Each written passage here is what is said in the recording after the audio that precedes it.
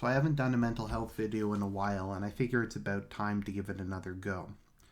So this is going to be on the topic of suicide, suicidality, and suicidal ideation.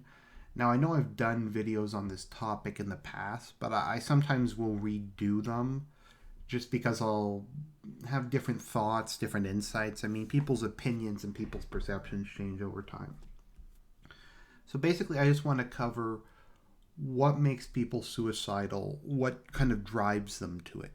Because I think more than the act itself, a lot of people have trouble really understanding that. And I'm here to provide insight, sadly enough. So there's a number of different things that I think can drive people to suicide. And normally there is a combination of them. I think at the core, why most people become suicidal is because there is some sort of pain that is unrelenting. It could be psychic pain, like constant feelings of worthlessness, constant feelings of a lack of wellness, constant feelings of anxiety, of fear, of terror, something like that. It can also be physical pain, but it's a constant something that prevents the person from being at rest, I think is a way to put it. It can prevent them from sleeping, prevent them from relaxing, but it's not all things are equal, even when the person's not having a particularly difficult time. Because most of us, we can take some hits, we can take some emotional distress, but at the same time, we need to cool off afterwards. We need kind of some time in between. But to someone who's suicidal, the pain just never stops. It just keeps hitting over and over and over again. So yeah, like I said, the person in question is not capable of resting and recovering. So you have that. So what tends to happen is, on top of that, you also have, combined with the inability to relax, like I said, constant suffering of some description. Be it constant extreme anxiety, be it constant lack of hope about the future, like I said, constant physical pain. There is some thing that is constantly drilling into you. So it's not only that you can't relax, it's not only that you can't recover, but you're continually being worn down. It's basic. It's like a battery that is not recharging, but is continually running. It's eventually going to run out of juice. And what generally happens is you have people who are incapable of getting any relief for their pain, who are constantly in pain, who, because they have kind of, it's kind of like the inverse of Pavlov. You get addicted, or you get conditioned to pleasurable behaviors.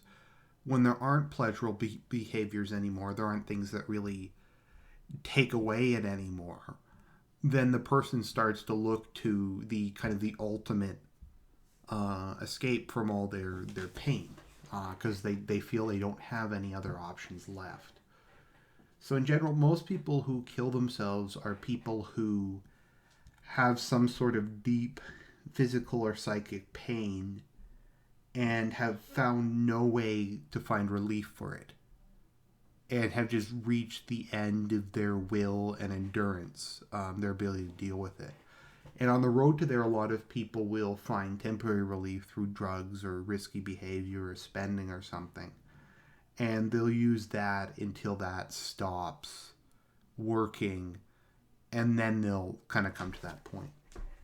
So that's kind of the first, I think, and most prevalent thing that underlies everything else. Now, what causes that? There's a lot of things that cause that. And I guess a lot of things that push people over the final ledge. Guilt is a big one. Guilt towards your family, guilt that you're a burden on your family. That's something, particularly when you have low self-esteem. You often feel guilty about feeling the way you do. You feel guilty that your parents have to lay awake at night wondering if you're going to live or die, that your friends worry about you, that maybe you miss work a lot and you let your boss down. You just kind of, and it's made worse because your self-esteem's normally so bad, you just come to view yourself as a burden. And you say, well, it would be better if I was dead, because then my family wouldn't have to suffer anymore. And a lot of people will even see it as punishment. I'm such a bad person. I've caused so much harm to the people I'm supposed to be close to that I deserve this. That I need to, in fact, punish myself for what they view as being self-indulgent. They view their own depression and, I guess, their inability to come to terms with their problems and resolve them as being their own fault for not trying hard enough or not caring enough about people. You also have to understand, when you have chronically low self-esteem, you just feel bad about everything. And almost all suicide people have chronically low self-esteem.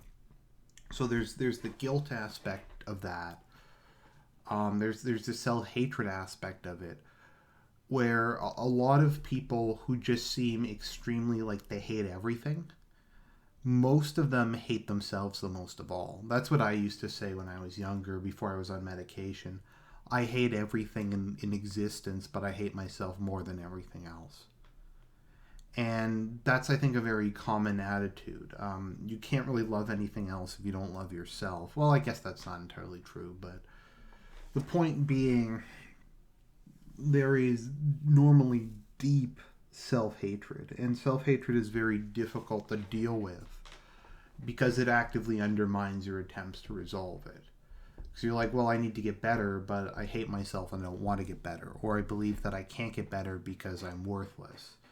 So those thoughts kind of go through your head, and that's kind of what part of what makes it so insidious and so difficult to deal with, and so difficult to deal with depression compared to some physical illnesses, because a lot of physical illnesses are painful, but they don't directly undermine your ability to fight in the same way that depression does, or suicidal ideation does.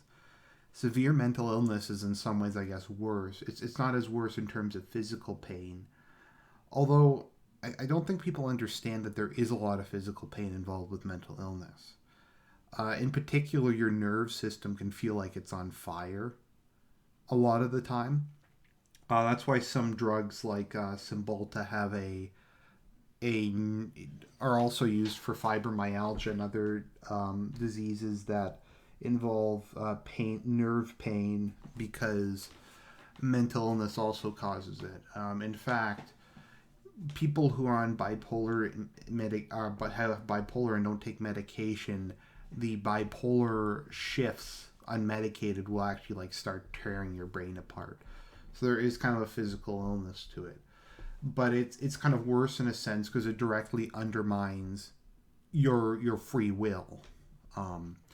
Like, you can break your arm, or you can get some other kind of serious disease, and you'll feel sick, etc. But I don't think it undermines your fundamental sense of self in the same way that mental illness does. So it's basically taking away your means of defending yourself. It's like someone walking up to you, taking your gun and going, okay, defend yourself against me. It makes it a lot harder. Even if that person is like really big and strong and you'd even have trouble with a gun, it's so much worse because of how unbalanced the situation's made. So that's part of it. There's that. I think another thing to keep in mind about why people get suicidal is kind of building off what I said before. It's the inability to see a future, to see the future at all, really. There's often an assumption that the future will be as bad as the present. Someone once said that one of the things about depression is it dramatically increases your time preference. It makes you see things in extremely short term. It blocks your ability to really see the future. All you can think about is, I'm depressed tomorrow, oh my god, things are going to be horrible, I'm going nowhere in life, etc. And it prevents you from kind of seeing the bigger picture. It prevents you from kind of seeing things rationally and seeing things in context, by kind of reducing everything into this little box into the immediate, into the present, which given the fact that you're having like an anxiety attack, is probably not a good place to be 100% focused in. So, yeah, you have that aspect of it. So yeah, it undermines your ability to see the future.